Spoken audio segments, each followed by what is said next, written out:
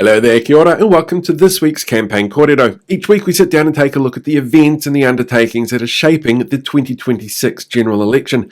And kicking off this week, we've also started a print edition, so you can get the top 5 things that have happened direct to your inbox each Tuesday night.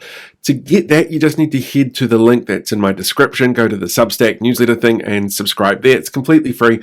There's no paywall on this one. It goes out to everybody at the same time. And you also get like the deep dives that I do each week on the topic. And during the show, we'll still continue doing more coverage. Basically, we'll look at other events that are happening out there and do deep dives into things that have made the news. This week, we're chatting to Sandra Grey, the president of the CTU, about their budget response, which was released early last week. But first, let's take a look at what's been happening this week in the election campaign.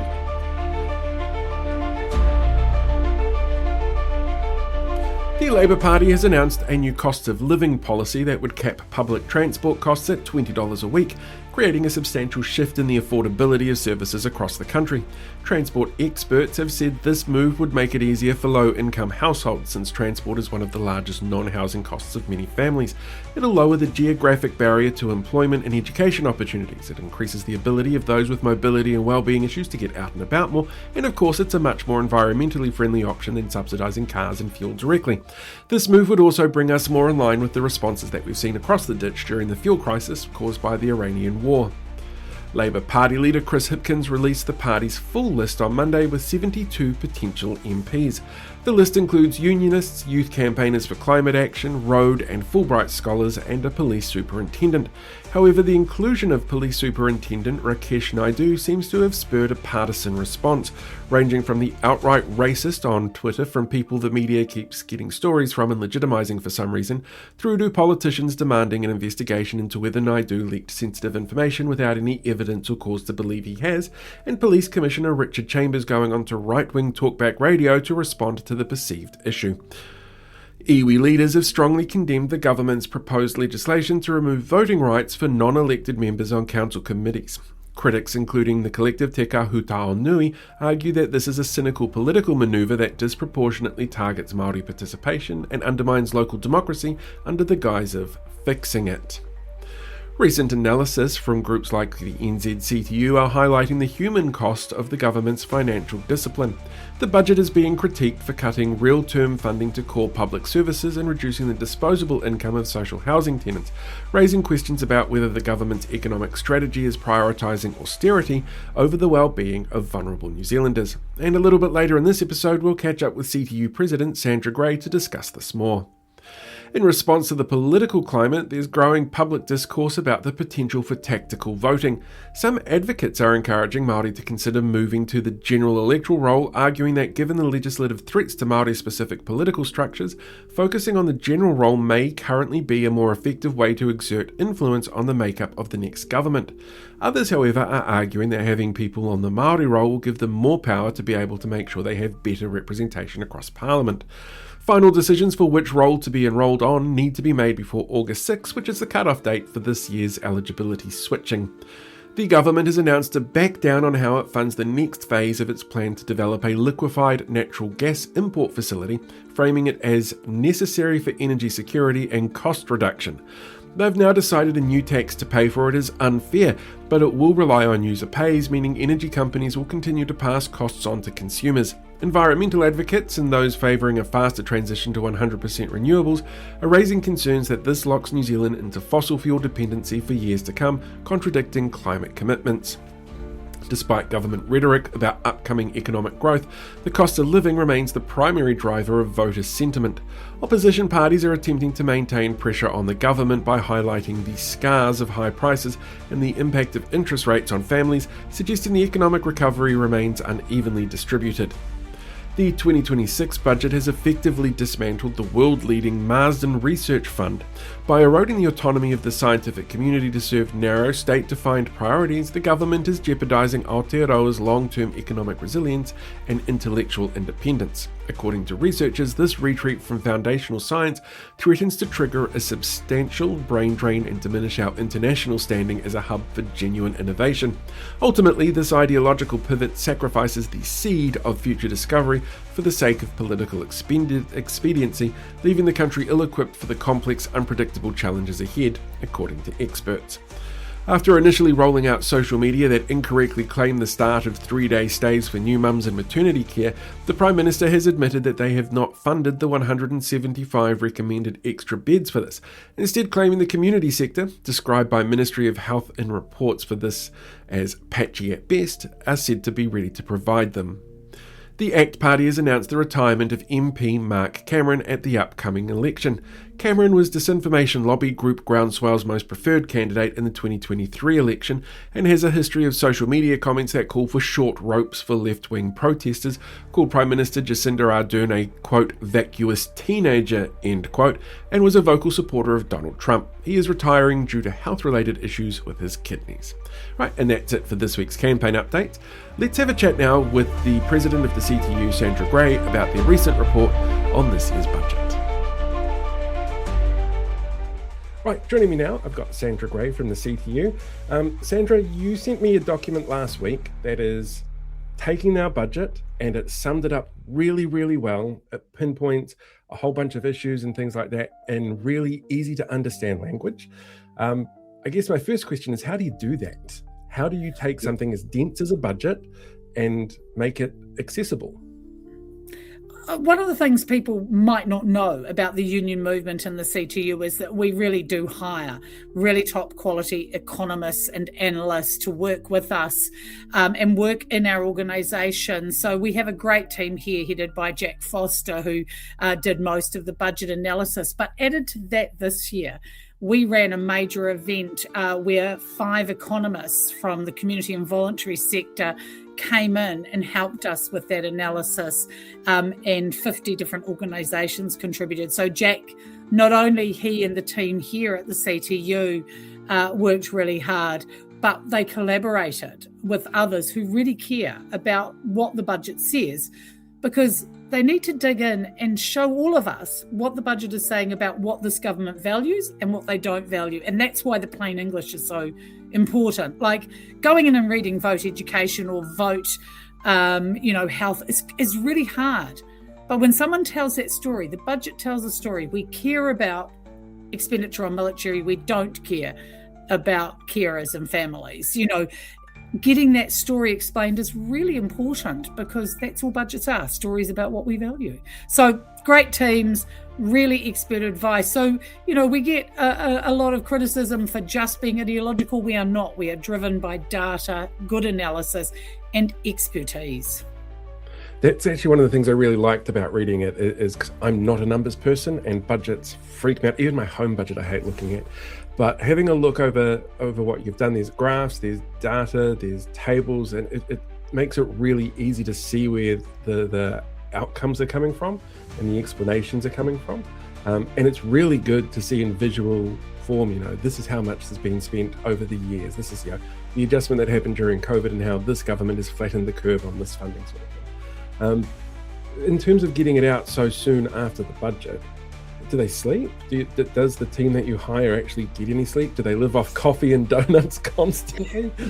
Actually, what really drives them is the thing that drives everybody that's part of the union movement, is that they are determined to make sure workers' voices are heard. So no, they really do. During budget time, quite often work through the night to make sure that we are out there sharing what we think as a movement, as workers, as the representatives workers, because it is actually really important that we don't leave this story to one side only. There's this kind of claim of expertise from business in our case, that they are the experts on budgets, they're the experts on money. Actually, that expertise is held across union movement, across the workers' movement. And I think, we're really committed to making sure the perspective from workers is heard loudly, clearly, and in a timely fashion. So no, they really do get up early, keep reading. They were in the budget lockup, so they get that immediate read of where the money is going. It is a real skill and craft to do that. But also, I think what I really like about our teams is they are trying to educate all of us as workers, because it's really important we get where money goes, not just the government's money, but where profits go, why the profit margins are so big in companies. And like you, many people are really scared of those numbers, But if they can learn to read the stories that the graphs are telling, if they can learn to tell those tales, it really helps you, whether you're negotiating for a collective agreement or trying to lobby to the government why they should invest in your community, in your issue, and put money into you. It's really, really important that we all are upskilled, that we all have good financial literacy, and economic literacy. So I think it's really important, the work that economists in the left, in union movement, in the community and voluntary sector, it's really important they do that work and upskilling us all and giving us something we can talk to each other about in real terms. Now, in the lockdown that they were in, and always surrounding the budget, the finance minister sort of pitches it in a certain way. This year it was pitched as securing our future in a growing up budget. From the perspective of the working families that you represent, what does a truly secure future actually look like, and how does this budget fall short of that goal? Well, a secure future for workers is one where there's stability of employment, where there is good tax approaches so that they have the money they need, but that they invest collectively in public services, and that there's investment long-term in public services. What this budget actually does is allows this finance minister to balance her books, which she says is the most critical thing. So her spreadsheet is more important than actually securing the future. What it does is it pushes working families, students, people in poverty further into poverty and debt and into a very risky future. So it shifts the risk, it shifts all of that onto us, the workers, our families, our communities, and secures a budget line that is balanced in the short term. But remember also, this government is borrowing and has been borrowing to do that as well. So people keep talking about this big mythical state debt. Well, they have been borrowing, and there's good reason for states to borrow. We borrow to make sure we can build infrastructure, we can build up our roads, our hospitals, our schools. It's like, it's not quite the same, but it's like us borrowing to build a house if we're lucky enough to be able to get a mortgage. It's not always bad to actually borrow to invest in the future. Right now, they're not investing anything in the future, and future generations are going to have to pay more now into public infrastructure, into their own education, into supporting themselves, to bridge all of the gaps that the government is not doing. And so this is not a good future for workers right now. And it's not just not a good future for us who are working right now, for our mokopuna, for our kids. I tell you what, she's not securing their future, because there's nothing in this that addresses those long-term issues of growing inequality in New Zealand, which creates a really bad future for all of us, or climate change. Neither of those issues were touched at all by this government. Yeah. One of the things I always find very funny about this government in particular actually is their measurement change. Is it Obergeld to Obergeld X? And under the original Obergeld, they still wouldn't hit that surplus when they said they would, but they do under the new one, which for some reason National Party MPs keep taking my comments down when I point that out to them. But I don't know. Yeah, I mean, we all know that you can change the measures and get different outcomes and, sleight of hand tricks. One of the measures that they are not taking seriously, because their budget report on it was 2 pages, is child poverty. And it's extreme in New Zealand now. I think, when you look at the number of children who are in material poverty at 1 in 7, but also the number of children who are currently deemed homeless in New Zealand has gone up. They need to pick measures that matter to us as workers, as citizens, as members of families. They're picking these things that really don't matter to us. What they need to pick is, what do we care? What future do we want? If we were securing our future, every child would have a full belly. I know that. If we were picking a secure future, they would have addressed the housing crisis in New Zealand so that we don't have increasing numbers of people living in poverty. But also, they would have done something about the increasing poverty in older age, which is for the first time is on the rise again. Those things matter to people. A secure future is a good, sound future where everybody has a home, food, access to healthcare, access to education, Tell me in this budget where you can find those things. One of the things that we've heard a lot in the last 4 years, actually, laser focus on cost of living. This budget doesn't seem to do a huge amount towards that from what I can see. What sort of investments would you have liked to have seen made that would help sort of bring the pressure down a little bit around that conversation around the cost of living? Look, given we're heading into winter, a very simple one would have been some investment in the energy rebate payments that they do. So they already have a group of people who they give a bit of extra money to because the cost of heating your home is really, really expensive. That would have been an immediate relief. We had talked about things like free public transport for school students and for tertiary students. That would have taken a little bit of heat out of budgets for parents. There is no doubt, the Australian government stepped in with some immediate relief around fuel costs. We could have chosen to do that. And yes, maybe then the bottom line would have looked a little bit different. But again, you're investing in making sure people can get to their jobs and pay their taxes as a result. You're making sure that students get to school, which we know long term, if you're securing the future, a well-educated, well-trained workforce is needed.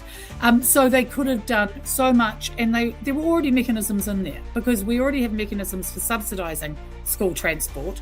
We already have mechanisms for subsidising energy. So they wouldn't have had to create the infrastructure. They would have just had to have the political will to say, we know people are hurting. New Zealanders are really angry at the moment about just how tough it's feeling out there. People are really angry that, 30% of food bank use is workers. People who have jobs are using food banks. No one should have to beg for food, in my opinion.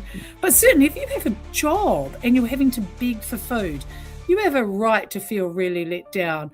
But I guess it's not just the budget that's going to resolve some of this. We've got a much bigger conversation to have about what sort of economy we want overall, not just how the government spends the taxpayer take, but how we actually remunerate workers, look after workers, make sure that they don't, that we don't have the working poor.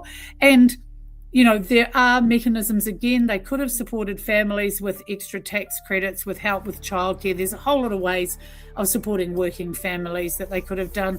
They could have done a decent minimum wage increase, which wouldn't have affected the government's budget, but would have made a difference not only to minimum wage, but also they could have looked at decent rises in superannuation and, all of the payments paid for people who are on income support. They could have done that. They could have made that choice. The point is, and they are on record as saying, we know we could have invested to reduce child poverty. We chose not to. Mm-hmm. This is a choice. They've admitted that. Yeah. We know that. We are right to be angry and we are right to demand better.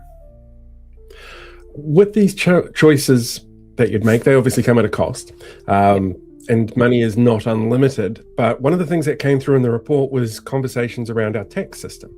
And Labor's obviously put out a CGT plan. The Greens have put out like a wealth tax plan.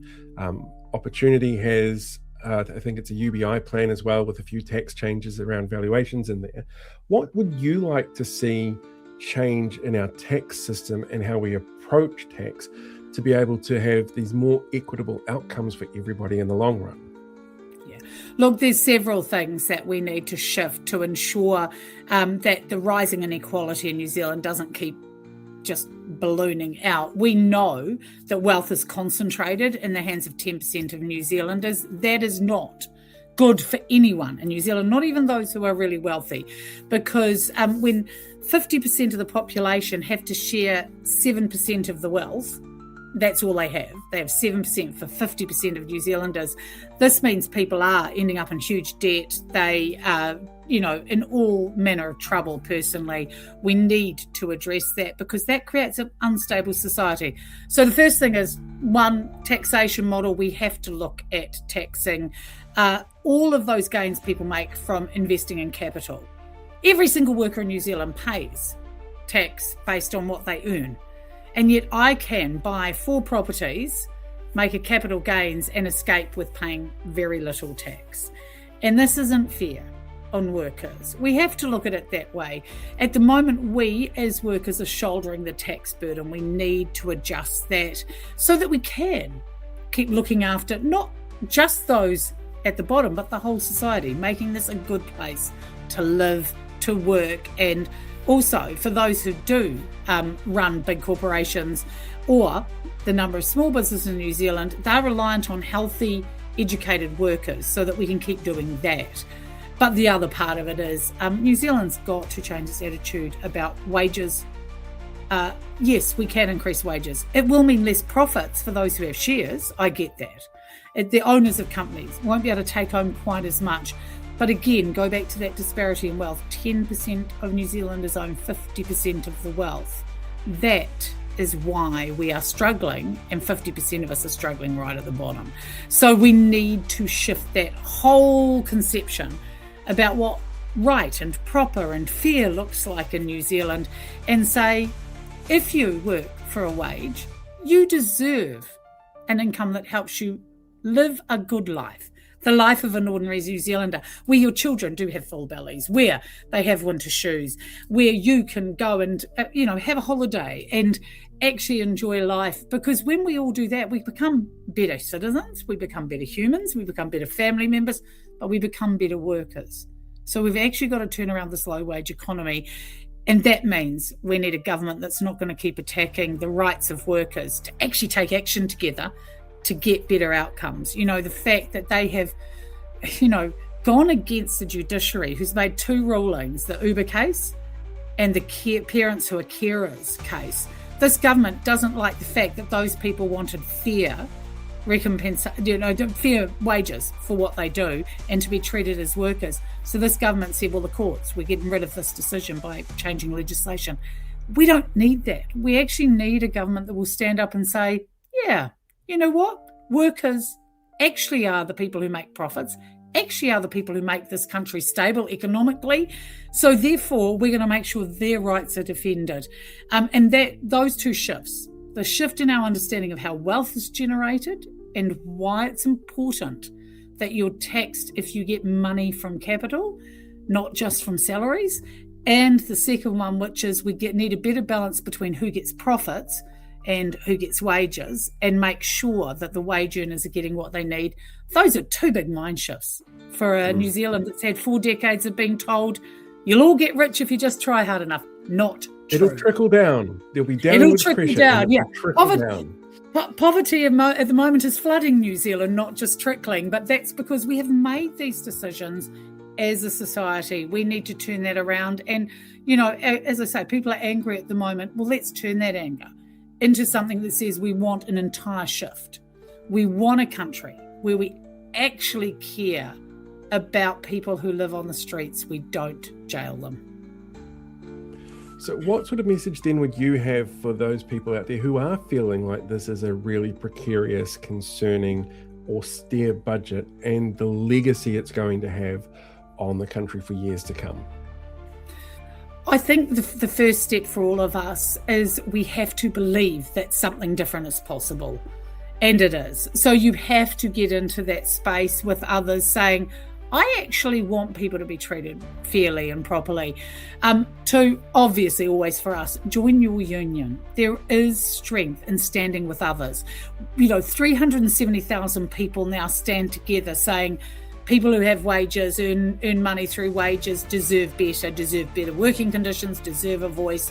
So stand with others. But also, at these times when we feel so precarious, we often step away from the world. We step away from our community groups. We step away from helping our communities. I'd say this is the very time when New Zealanders actually need more than ever to step up for each other, to stand up for each other, and to be inclusive. They are trying very hard to shut us all down, to make us very private, very cloistered, and fearing others. We should not. We should use this as our moment to say, we're linking arms together, we're creating a better New Zealand through our unions, through our community groups, through our churches, through all of the work we do, through all of the conversations we have, because by God, the power of the people is much, much greater than the power of 10%. There are 90% of us. We can make the world anew, and we can, through elections, obviously, push political parties, because elections are not about them. They're about us. What do we want? Mm-hmm. we should be saying right now to every political party what we want from the next government, saying it loud, saying it clear, standing together on it, and saying once you're in, we're going to hold you to account because we deserve better, our mokopuna deserve better, our communities deserve better. So, this is a moment when don't let them make you silent, please. Everyone out there. I mean, Paul, you're not silent. I'm not silent, but every worker, every community member, every grandparent should be crying out for something different because, I know grandparents care deeply about what's coming down the line, and it's not good if we keep down this road with National. It is not a good future for the kids. So let's just not let them get away with silencing us and saying, you don't understand the importance of balancing the books. I do, but I also understand the importance of investing in people. And I understand the implications of changing the tax system. We're not silly. We know. We just need to get out there and talk more and actually just say, you know what? I can make this world different by everything I do. Brilliant. And one final question for you. Where can people find the report? So it's on our website. So the New Zealand Council of Trade Unions is pretty easy to find out there on the web.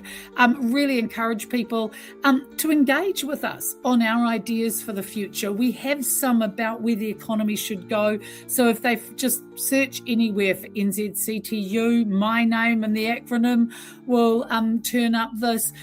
Also, I'm going to encourage everybody as we all learn more and grow more, listening to, spaces like yours, Paul. There are lots of spaces out there at the moment where we are trying to make sure workers get the information they need in a timely fashion. But that report is on our website. That report has been made public through our social media. Sometimes we have to go around the mainstream media. So, we have to talk directly to each other. Let's do it. Let's use the power of every channel we can, every conversation we can to say this budget is not a good budget for the working people of New Zealand or their communities or their families. Let's find out why, and let's go out there and advocate for something completely new. And that will be on the CTU website as well. Brilliant. Thank you so much, Sandra. Much appreciated.